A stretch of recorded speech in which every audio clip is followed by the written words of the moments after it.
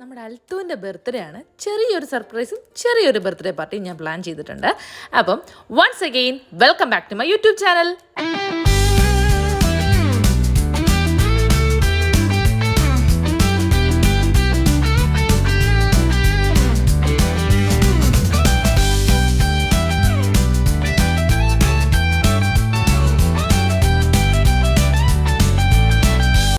കോന്നിയിലുള്ളത് കാഞ്ചീസ് കേക്ക്സിൽ നിന്നാണ് ഞാൻ അൽത്തുവിന് കേക്ക് വാങ്ങിക്കാനായിട്ട് പോയത്. അത്യാവശ്യം അടിപൊളി കേക്കുകളെല്ലാം ഞങ്ങൾക്ക് കിട്ടുന്നത് കാഞ്ചീസ് കേക്ക്സിൽ നിന്നാണ്. കേക്കൊക്കെ വാങ്ങിച്ച് ഞാൻ നേരെ വിട്ടു. സാധനം കൊണ്ടുവന്നിട്ടുണ്ട്.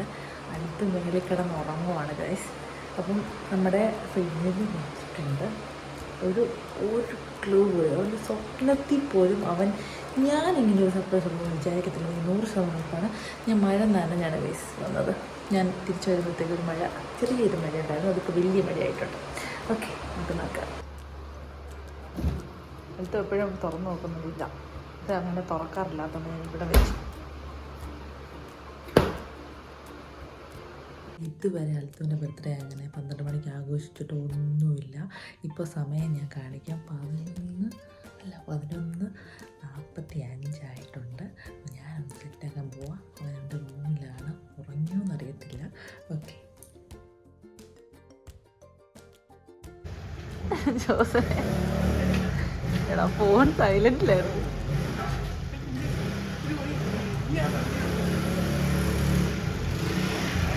ഹലോ, എന്തുണ്ട് വിശേഷം? നിനക്ക് നാണമില്ല ഈ സമയത്ത് വരെ? എന്നോട് എപ്പോ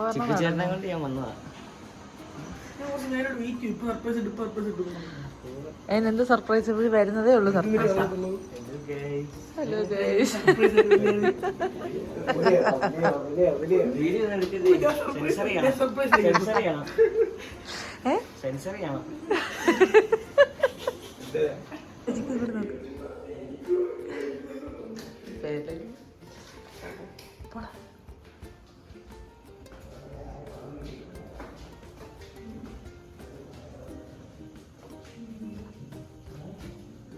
തൊണ്ണൂറ്റൊന്ന് വയസ്സാണ് എത്താറ്.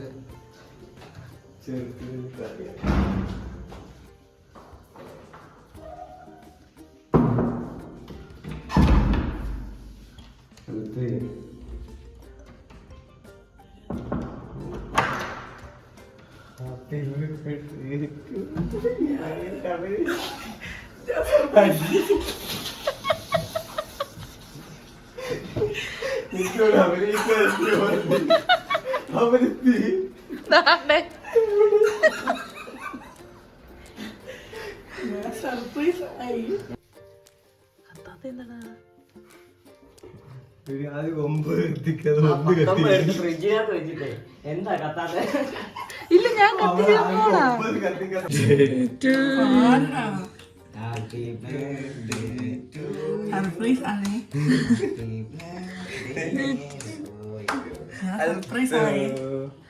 Happy birthday.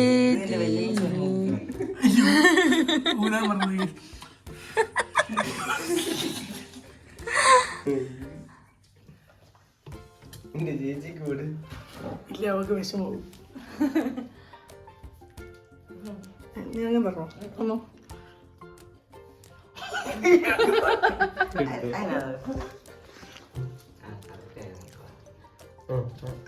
കറക്റ്റ് ആയിട്ട് അത് മാത്രം കിട്ടി.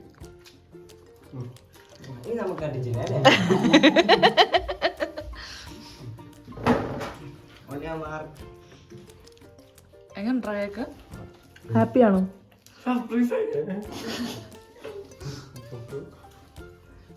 മാമി അൽത്താവിന് പായസം വെക്കാൻ വന്നിരിക്കുന്ന കൈസ്. നമ്മൾ പായസത്തിൽ ഒതുക്കുക അല്ലേ മാമി? നമ്മൾ അടിപൊളി സേമിയ പായസം വെച്ച് ഇല്ലേ? ഇങ്ങോട്ട് നോക്കിക്ക്, സെറ്റ് ചെയ്യും. പല്ല് കാണിക്കത്തില്ല എന്തൊക്കെ പറഞ്ഞാല്.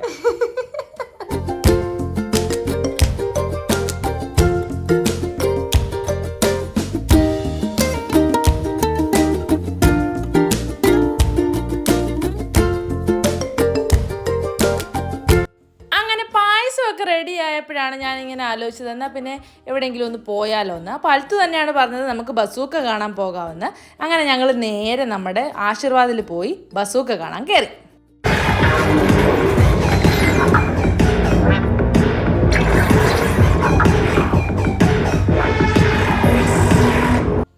മാത്രമേ ഉള്ളൂ. അടുത്തൊരു വ്ളോഗോട്ട് വരുന്നിടം വരെ ടാറ്റാ.